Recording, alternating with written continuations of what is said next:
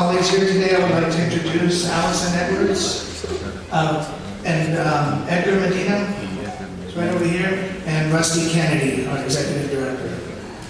I do want to welcome you here. I know it's a very difficult time right now for a lot of people, so I'm looking forward to hopefully this evening bridging some of the gaps that are there now, and hopefully having to begin some communication. We've come together with the Anaheim Police Department to host this important gathering. We all share our desire to have our cities and neighborhoods where all people feel safe and have strong ties with the neighborhood as well as with law enforcement in our community, our police department. We know that in the wake of this tragedy, we come together with our emotions running high, and the concerns for the safety of our friends and family are foremost on our minds right now. We hope tonight to shed some light on the facts of this case, to give you an opportunity to ask questions and show how police and community can work together.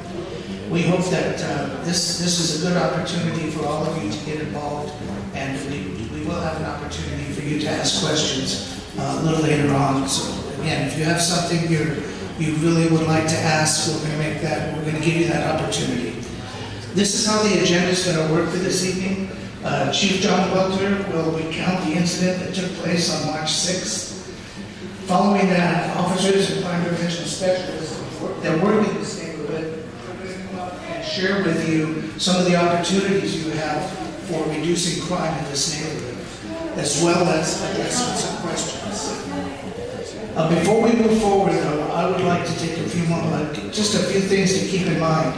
You're going to hear tonight that there are two ongoing investigations into this shooting, one by the district attorney and one by the Anaheim Police Department's Internal Affairs Division, which means there are some facts about the case that Chief Welter may not be able to share.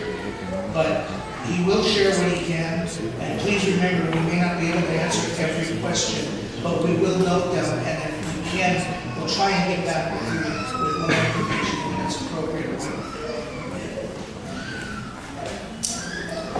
Whenever a member of our neighborhood is taken from us, it affects the entire community. We appreciate the frustrations that you've had in recent times, and this is a really good opportunity for your voice to be heard. We want to make sure everybody has an opportunity to not only ask questions, but to keep in mind that we're here to make sure that we don't let this particular tragedy break us apart, that we look for a way to unify and to work together so that we can get past it as a community.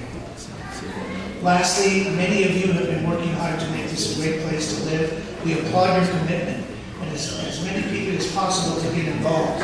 If this is your first time coming to a community meeting, we'd like you to take a chance tonight and get involved.